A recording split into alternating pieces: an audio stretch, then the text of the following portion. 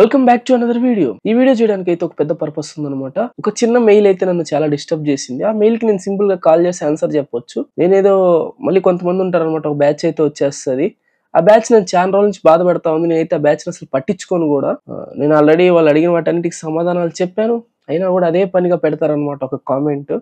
Comments గురించి నేనైతే అసలు పట్టించుకోను. మీరు మళ్ళీ అసలు అనొద్దు అనమాట, కిందకి వెళ్ళిపోయి సాయి కామెంట్స్ ఎందుకు పట్టించుకుంటున్నావు, ఇంతమంది మంచిగా పెడుతున్నారు కదా, ఒక్కటి ఎందుకు పట్టించుకుంటున్నావు అని చెప్పి. అసలు ఈ వీడియో పర్పస్ ఏంటంటే అసలు ఆ కామెంట్స్ కాదు, ఈ బ్యాచ్ కాదు, అసలు ఏది కాదనమాట, ఒక మెయిల్. అండ్ ఆ మెయిల్ గురించి చెప్పే ముందరైతే మీకు ఒక చిన్న విషయం చెప్తాను.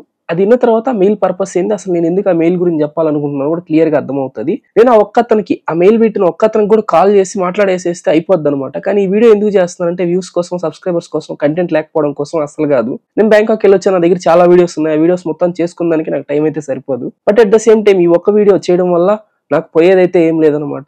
సో ఎక్కువ ఆలోచించొద్దు. అండ్ అందరికి చెప్పట్లేదు అనమాట. కొంతమంది ఉంటారు, కొంతమంది వెళ్ళి కింద కామెంట్ పెడతారు. కామెంట్ పెట్టే ముందర చెప్తున్నాను అనమాట వాళ్ళకి. నేను మెయిల్ అంటున్నావు ఏంటి అని అంటున్నారు కదా, చెప్తా. మెయిల్ మీకు చూపించి నేను చదివి వినిపిస్తాను. అండ్ అది చెప్పే ముందర ఒక 6 years బ్యాక్ అయితే వెళ్దాము. 6 years బ్యాక్ అంటే బీటెక్ సెకండ్ ఇయర్ చదువుతున్నప్పుడు అనమాట. నా లైఫ్ ని చాలా మార్చేసింది అది. అండ్ ఏదో సెంటిమెంట్ కోసం నా మీద జాలి చూపిమని అయితే నేను చెప్పట్లేదు, నార్మల్ గా చెప్తున్నాను. 6 years బ్యాక్ నాకైతే ఒకటి అనిపించింది అనమాట. నేను కూడా ఒక అమ్మాయిలా పుట్టుంటే ఎంత బాగుండరా అనిపించింది అనమాట.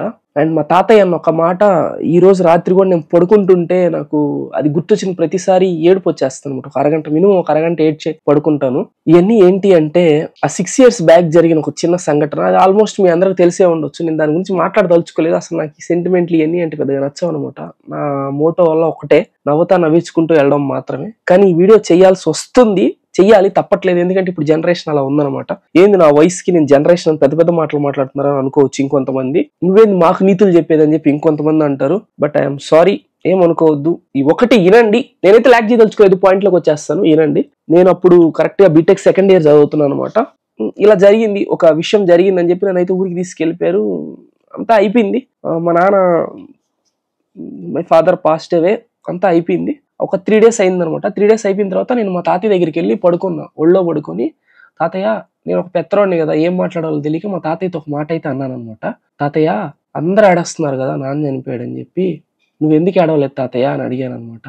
అవునా, మా తాతయ్య అప్పుడు ఏడ్చాడు, భయంకరంగా ఏడ్చాడు. నా చేయి పట్టుకుని ఇట్లా, మా తాతయ్య ఒళ్ళో పడుకుని నా మీద ఇట్లా చేయి పెట్టేసి గట్టిగా ఇట్లా అదింపెట్టి భయంకరంగా ఏడ్చాడు. ఇంకో చెయ్యి ఆయన ముఖం మీద పెట్టుకుని. మా తాతయ్య గురించి ఆల్మోస్ట్ అందరికీ తెలుసు అనమాట. ఆయన ఏంటంటే ఆయన లైఫ్ ఆయన బతుకుతుంటాడు. ఎవరిని ఏ రోజు ఒకటి ఆనాడు, ఎవరి జోలికి పోడు. ఆయన పని ఆయన చేసుకుంటుంటాడు. ఆయన లైఫ్ అయింది, ఏదో సాధించాలని ఉండదు, ఏదో పోయిందని చెప్పి బాధపడే రకం కూడా కాదనమాట. ఆయన పని అయింది అంతే. అసలు నాకు తెలిసి ఇప్పటి వరకు అట్లాంటి జీవి, మా తాత లాంటి జీవి ఇంకోటి ఉండరు. ఆయనది ఒక రకం అంతే. చాలా అంటే చాలా ఇష్టం నాకు మా తాతయ్య అంటే. మా తాతయ్యకి అందరంటే ఇష్టం.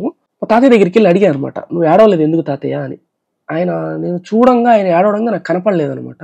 అప్పుడు మా తాతయ్య నాతో ఇట్లా నా మీద చేయి పెట్టి ఆమె గట్టిగా ఏడ్చి ఆమెను కొంతసేపు ఆగిన తర్వాత కన్నీళ్ళు దుడుచుకుని నాతో అయితే ఒక మాట అన్నాడు అనమాట. నేను ఈ విషయం మా అమ్మతో కూడా ఇప్పుడు దాకా అనలేదు. ఎందుకంటే అది ఎందుకో నాకు అది వాళ్ళకి ఎవరికి చెప్పబుద్ధి కాలేదు. బట్ చెప్తున్నాను అనమాట. ఇప్పుడు కూడా ఎందుకు చెప్తున్నానంటే నా మీద సెంటిమెంట్ కోసం అని నేనేం చెప్పట్లేదు, నార్మల్ చెప్తున్నాను. ఒక పాయింట్ మీకు తర్వాత చెప్పేది అర్థం అవ్వాలని కానీ చెప్తున్నాను. మా తాతయ్య అన్న మాట ఇది, నీకు తర్వాత ఎక్స్ప్లెయిన్ చేస్తాను. మా తాతయ్య నాతో క్లియర్గా ఏమన్నాడో చెప్తాను. ఒరే, నా కొడుకు చనిపోయాడు అన్న బాధ కంటే నాకు ఇంకొక భయం ఎక్కువ ఉందిరా అని అన్నాడు. ఆ బాధను మించిన భయం అంటే, ఒక కన్న తండ్రికి పెద్ద కొడుకు, మా నాన్న పెద్ద కొడుకు అంటే భలే ఇష్టం. మిగతా కొడుకులు కూడా ఇష్టం ఉంటది, కానీ పెద్ద కొడుకు అంటే ఇంకా కొంచెం ప్రేమ ఎక్కువ ఉంటది. ఆయనకి ఆ కొడుకు చనిపోయాడన్న బాధ కంటే ఒక భయం ఎక్కువ ఉంది అని అన్నాడు. ఆ భయం ఏంటంటే, ఆయన కొడుకు చనిపోయాడన్న విషయము వాళ్ళ కొడుకుకు తెలిస్తే వాడేమైపోతాడో అన్న భయం ఎక్కువ ఉందిరా అని అన్నాడు. ఆ దెబ్బతో నాకైతే ఏం అర్థం కాల. నేను మా తాతయ్య కంటే ఎక్కువ వెయిట్ చేశా. అంటే ఇక్కడ పాయింట్ ఏంటంటే, మా నాన్న చనిపోయాడు అన్న విషయం నాకు తెలిస్తే నేనేమైపోతాను అని చెప్పి అన్న భయం. అంటే అప్పటికి ఇంకా నాకు తెలియదు, ఇంకా అదంతా జరుగుందని. నన్ను కాలేజ్ నుంచి తీసుకొస్తా ఉన్నారు ఊరు దగ్గరికి. కింద పడి దొల్లి ఏడ్చా, కింద పొర్లి ఏడ్చా. అప్పుడు దాకా అక్కడికి వచ్చిన అందరు బంధువులు ఒక 100 మందో 150 మందో ఉన్నారు అక్కడ. ఊళ్ళల్లో సగం మంది ఏడ్చున్నారు, ఇంకో సగం మంది నార్మల్ గా నిల్చున్నారు. నేను ఏడవడం చూసి ఇంకా అందరూ ఏడ్చారంట. అంటే నా అరుపులు, కింద పడి దొల్లడం, నేను కింద పడి కొట్టుకొని ఏడ్చా అనమాట. ఆ బాధ నన్ను చూసి ఇంకా పక్కన వాళ్ళందరూ ఏడ్చేశారు. మొత్తం అడున్న ప్రతి ఒక్కరు ఏడ్చారు అనమాట. మా తాతయ్య అదంతా జరగద్దని మా తాతకి తెలుసు కాబట్టి మా తాత నన్ను లాక్కొని పట్టుకున్నాడు అప్పుడు ఆ టైంలో. అంటే అంత ఇష్టమైన నానంటే. నేను బీటెక్ చెప్పాలంటే బీటెక్ సెకండ్ ఇయర్ దాకా నేను బొంగు దిండే వాళ్ళ. అసలు ఆ పిల్లో ఎట్టేసుకోవాలో కూడా తెలియదు మెడ కింద. ఎప్పుడైనా బయటికి వెళ్తే బంధువులు ఇంట్లో వేసుకునేటోండి. మా నాన్నగారు ఉన్నాడంటే మా నాన్న చేతి మీద పడుకునేటోండి. పొట్ట మీద కాలు ఇట్లా వేసేటోండి తిప్పి గట్టిగా పట్టుకొని పడుకునేటోండి. రాత్రి అంతా పొద్దున్న వచ్చేసరికి టీ-షర్ట్ వేసుకుంటే టీ-షర్ట్ అంతా తడిచిపోయి ఉంటుంది. వదలని ఇంకా రాత్రి పడుకుంటే మా నాన్న పొద్దున్న దాకా తడిచిపోయి ఉంటుంది టీ-షర్ట్. అట్లా ఉండేటోండి. అదంతా చూసిన మా తాతయ్య మా నాన్న చనిపోతే ఆయన చనిపోయిన బాధ కంటే ఆ విషయం నాకు తెలిస్తే నేను ఎక్కడ ఏమైపోతాను అని చెప్పి భయంతో చేతులు విసుక్కుంటా కూర్చున్నాడంట. అంత ఇష్టం మా నాన్న అంటే నాకు. అయినా కూడా నేను వారం రోజుల తర్వాత లేచేసా. నేను నిజం చెప్పాలంటే నాకు ఇంకేం లేదు అయిపోయిందని అనుకున్నా. బట్ ఒంటరిగా కూర్చున్న తర్వాత అర్థమైంది మా నాన్న నన్ను వదిలేసి వెళ్ళిపోయాడు. వదిలేసి వెళ్తా నాకు కొన్ని బాధ్యతలు ఇచ్చి వెళ్ళాడు. మా సిస్టరు, మా అమ్మ, బేబమ్మ. మా తాత చనిపోయాడు, బేబమ్మ నా దగ్గరే ఉంటుంది. బేబమ్మ నేనే చూసుకునేది. అంటే మా నాన్న, మేము, బేబమ్మ అందరం కలిసే ఉంటాం అనమాట. అందరు నా దగ్గర వదిలేసి వెళ్ళిపోయాడు. నేనే చూసుకోవాలి అందరినీ. అవును ఆలోచించా. ఇప్పుడు మా నాన్న అంటే నాకు ఇష్టం. గంట ఏడస్తా, ఇక్కులు పెట్టి పడి ఏడస్తా. మా నాన్న తిరిగి వస్తాడా? గ్యారంటీగా వస్తాడా? రాడు. వారం ఏడస్తా, ఎక్కులు పెట్టి ఏడస్తా, పడి ఏడస్తా, గుండెలు బాదుకొని ఏడస్తా. మా నాన్న వస్తాడా? రాడు. నెల ఏడస్తా, మా నాన్న వస్తాడా? రాడు. పోని సంవత్సరం ఏడస్తా, 10 ఏళ్ళు ఏడస్తా, 20 ఏళ్ళు ఏడస్తా, 30 ఏళ్ళు ఏడస్తా, పోయిన మా నాన్న వస్తాడా? రాడు. అది జరగని పని. సో ఇప్పుడు నేను చేయాల్సింది ఏంది? నా పని నేను చేసుకోవాలి. లేచా, రియలైజ్ అయ్యా, నా పని నేను చేసుకున్నా. తర్వాత గుర్తొస్తా ఉంటాడు మా నాన్న. బండి మీద ఎప్పుడు ఎక్కడికి పోయినా కలిసి వెళ్ళేటోళ్ళం. వెనక ఒక మనిషి ఉండేవాడు కాదు. అది గుర్తొచ్చినప్పుడల్లా ఏడస్తుండేటోడు. పడుకున్నప్పుడల్లా మా నాన్న గుర్తొస్తుంటాడు. ఎందుకంటే ఆయన చేయి మీదే పడుకునేటోండి, ఆయన మీద కాలు వేసుకుని పడుకుని గుర్తొస్తా ఉంటుంది. ఆ బాధ ఎంత కామన్, అది ఏడస్తానే ఉంటా. భయంకరంగా ఏడ్చేటోండి, గుండెలు బయలుదేరి ఏడ్చేటోండి. కానీ ఆయనైతే రాడన్నది మాత్రం నిజం. నేను యాక్సెప్ట్ చేయాలి దాన్ని. సో యాక్సెప్ట్ చేసేసాను, నార్మల్ గా ఉన్నాను. నేను ఫస్ట్ ఒక మాట అన్నాను కదా, నేను నా లైఫ్ లో ఫర్ ద ఫస్ట్ టైం నేను ఒక అమ్మాయిగా పుట్టుంటే బాగుండు అని అనిపించిందని. నేను ఆ విషయం ఏంటంటే అమ్మాయిలు తక్కువ చేసి మాట్లాడట్లేదు. ఒక పాయింట్ లో ఇంత ఇష్టంగా చూసుకున్న నాన్న ఇంకా లేరు, అంతా ఓకే పాయింట్ అంతా పక్కన పెడితే చనిపోయినప్పుడు తీసుకెళ్తారు కదా మామూలుగా అట్లాగా కొరువు పెట్టడానికి, నా చేతే కొరువు పెట్టిస్తారు. ఇప్పుడు నరకం అంటే ఎక్కడో ఉంటది అంటారు కదా, ఏదో నూనెలో వేస్తారు, తీసుకెళ్లి కాలుస్తారు, ఏదేదో చేస్తారు, సూదులతో పొడుస్తారు, ఏదో చేతులు నరికేస్తారు, అది ఇది అంటారు కదా. నరకం అంటే అక్కడ ఎక్కడా ఉండదు. ఆల్మోస్ట్ చాలా మంది అబ్బాయిలు ఫేస్ చేసి ఉంటారు, చేయాల్సి వస్తుంది, తప్పదు. ఇప్పుడు తీసుకెళ్తారు కదా, దారిలో ఒక దగ్గర దించారనమాట. దించిన తర్వాత నాన్ని ఆయన చుట్టూ 3 సార్లు నడవాలి. అంటే నేను చెప్పేది కాల్చే ముందర కుండ పెట్టుకుని నడిచేది కాదనమాట. దించిన తర్వాత ఆయన చుట్టూ నడవాలి ఒకసారి. ఆ నడిచేటప్పుడు ఫస్ట్ రౌండ్ అయిపోయిన తర్వాత వంగి నాన్న చెవు దగ్గరికి వెళ్ళి నానా అని పిలవాలన్నమాట. మళ్ళీ సెకండ్ టైం ఇంకో రౌండ్ తిరిగేసి ఆగి మళ్ళీ నానా అని పిలవాలి. అట్లా 3 times నాన్న చుట్టూ తిరిగి నానా అని పిలవాలి. ఫస్ట్ టైం పిలిచేటప్పుడు చేతులు కాళ్ళు మొత్తం ఉనికిపోయాయి. సెకండ్ టైం అసలు మా నాన్న అసలు అట్లా చూడడమే నాకు ఏదో, అంటే 2 times 3 times నాన్న దగ్గరికి వెళ్ళిపోయి నానా అని పిలుస్తుంటే ఆ పిలిచేటప్పుడు ఎట్లుంటదంటే అసలుకి అది నేను చెప్పలేను అన్నట్టు, మాటల్లో చెప్పలేను. అది ఎట్లా చెప్పాలి, అది అది అది అది అది అంతే. అమ్మ ప్రేమని మనము మాటల్లో చెప్పగలుగుతాం కానీ నాన్న ప్రేమని మాటల్లో చెప్పలేము, చేతల్లోనే చూడగలుగుతాం. ఇది మాత్రం 100% నిజం.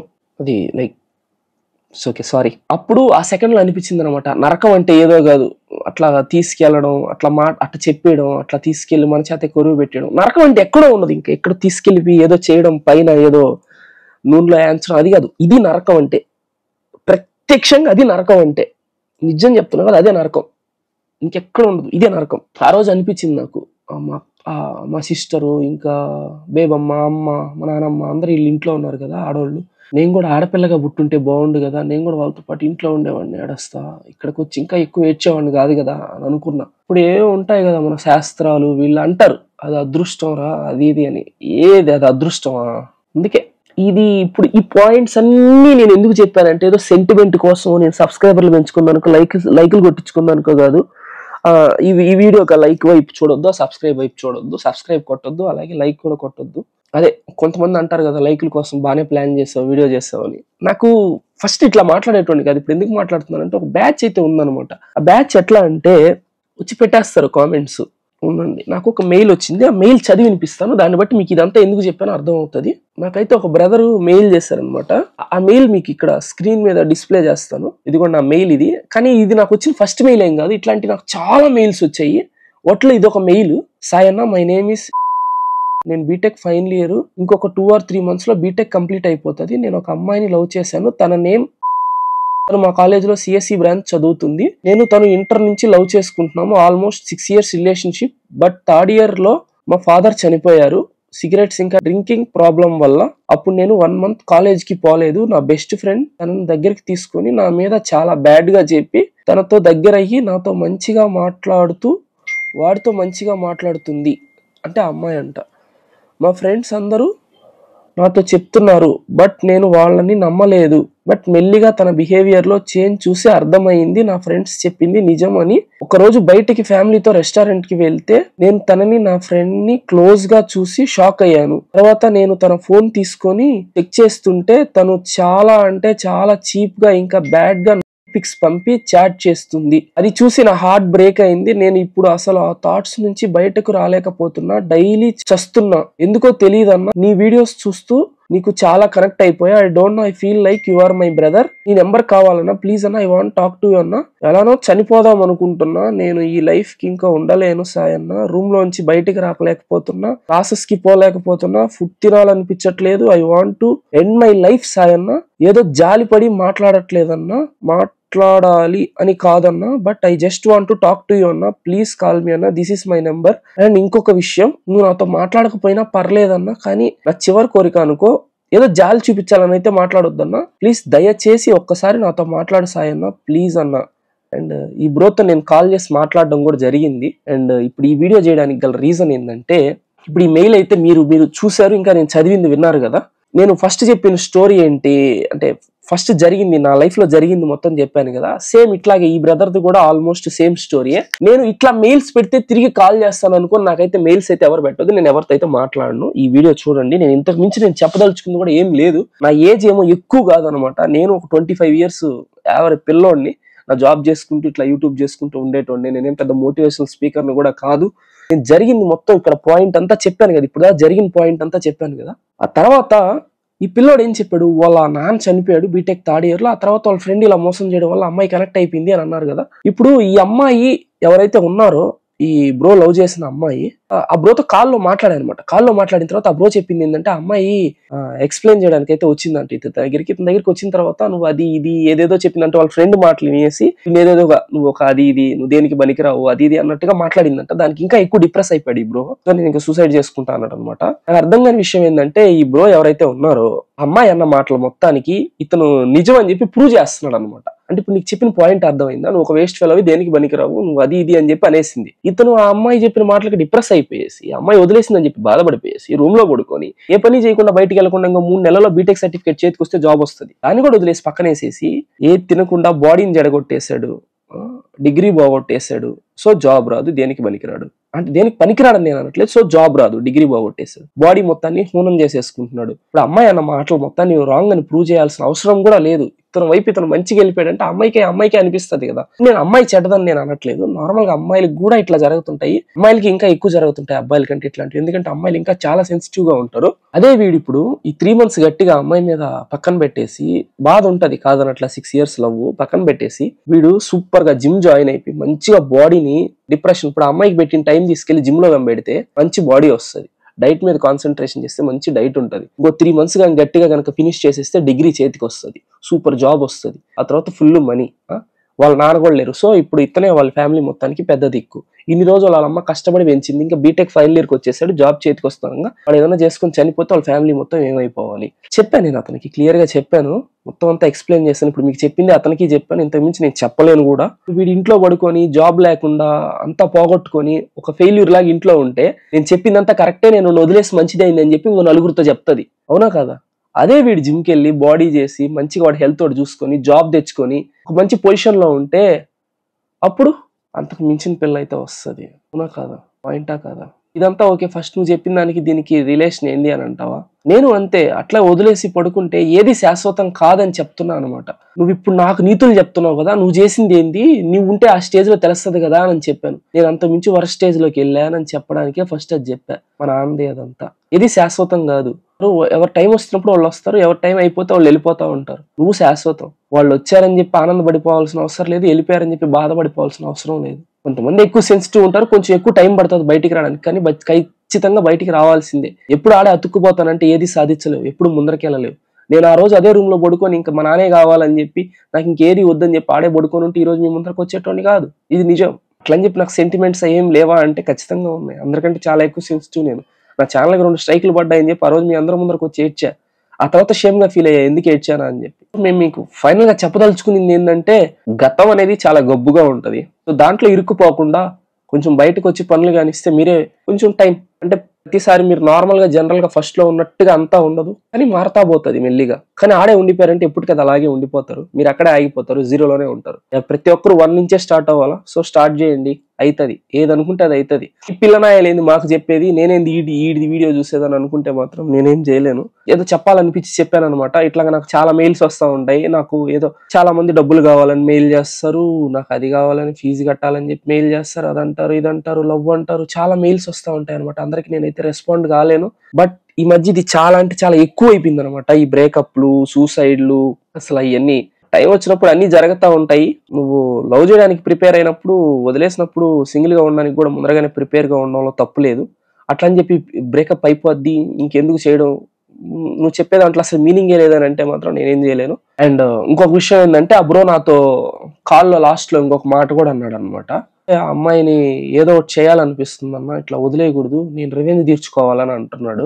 ఆ మాట అన్న వెంటనే నేను ఆ బ్రోని అయితే అరిచాను, ఆగురా నాయన నువ్వు ఒక నిమిషం అని చెప్పి చెప్పాను అనమాట. ఇప్పుడు ఆ అమ్మాయి ఎవరైతే ఉన్నారో ఇట్లాగా చీటింగ్ చేస్తూ దొరికిపోయింది, ఇట్లాంటిది అని చెప్పి తెలిసిన తర్వాత ఒక అమ్మాయి అయినా సరే, అంటే నేను అమ్మాయిని తప్పుగా అనట్లేదు, అమ్మాయిలు చెప్పాను కదా ఇంకా చాలా సెన్సిటివ్ గా ఉంటారు. వాళ్ళకి చిన్నప్పటి నుంచి చాలా చూసుంటారు, వాళ్ళ సార్ వాళ్ళని, బయట వాళ్ళని, అదని ఇదని చాలా చూసి వాళ్ళు అలసిపోయి ఉంటారు అనమాట. ఎవరి బాధలు వాళ్ళవి, ఎవరి రీజన్స్ వాళ్ళకు ఉంటాయి, ఎవరిని మనం తప్పు అని అనుకోకూడదు. కానీ ఇప్పుడు ఎవరైనా వెళ్తున్నారా, వదిలేయాలంతే. ఇంక వాళ్ళని ఇబ్బంది పెట్టకూడదు మనం. అది ఎవరైనా సరే వదిలేయాలి, రివెంజ్ తీర్చుకోవడాలి, ఇవన్నీ అవసరం లేదు. కర్మ అనేది ఒకటి ఉంటది, అదైతే ఎవరిని వదలదు. మీరు ఏదో చేసేయాలని చెప్పి ముందరకెళ్ళి మీరేదో చేసేసుకొని ఇబ్బంది పడ్డం కంటే వాళ్ళ దారిని వాళ్ళు వదిలేస్తారంటే వాళ్ళ బతుకోళ్ళు బతికేస్తారు, సింపుల్, పీస్. కోపం వచ్చిందా 2 రోజులు కంట్రోల్ చేసుకుంటే 3వ రోజు కోపం పోద్ది. ఆవేశంలో ఏదైనా చేశారంటే దానివల్ల మళ్ళీ మీ ఫ్యామిలీ మొత్తం సఫర్ అవ్వాల్సి వస్తుంది. ఈ పిల్లోడు ఏదో ఆవేశంలో వెళ్ళి వాళ్ళ ఫ్రెండ్ను లేకపోతే అమ్మాయిని ఏదైనా చేసేసాడు అనుకో, తర్వాత జీవితాంతం ఈడే కాదు కదా, వీళ్ళ ఫ్యామిలీ మొత్తం ఇబ్బంది పడాల్సి వస్తుంది. ఎవరైనా మిమ్మల్ని కాదనుకున్నారా, వదిలేయాలంతే. 1-2 సార్లు ట్రై చేశారు, చెప్పాలని చూసారు, వినలేదు, వదిలేయాలంతే. ఒకడున్నాడు, నువ్వు ఒకరిని ప్రేమించావు, వాడు ఎదవా, భయంకరమైన ఎదవా అని చెప్పి తెలిసింది. ఒక అమ్మాయి అబ్బాయిని ప్రేమించింది, వాడు భయంకరమైన ఎదవా, ఇంకొక 4-5 అమ్మాయిలతో మాట్లాడుతున్నాడు, వాడు తాగుతాడు, అది ఇది భయంకరంగా తెలిసిన తర్వాత వాడిని వదిలేసిన తర్వాత మీరు ఎందుకు బాధపడుతున్నారు, ఇంకా తప్పించుకున్నావు అని చెప్పి ఆనందపడాలి కదా. ఇప్పుడు ఇంత పోరంబోకు అని చెప్పి తెలిసిన తర్వాత వాడిని వదిలేస్తే నన్ను దూరం అయిపోయాడని చెప్పి బాధపడడం కంటే తప్పించుకున్నా అని చెప్పి ఆనందపడాలి కదా. సరే ప్రేమించారు, బాధ ఉంటది, ఇప్పటికప్పుడు అక్కడ ఆగిపోకుండా కొంచెం ముందర కదలడానికి ట్రై చేయండి. ఇది నేనైతే వీడియోకి చెప్పదలుచుకునింది.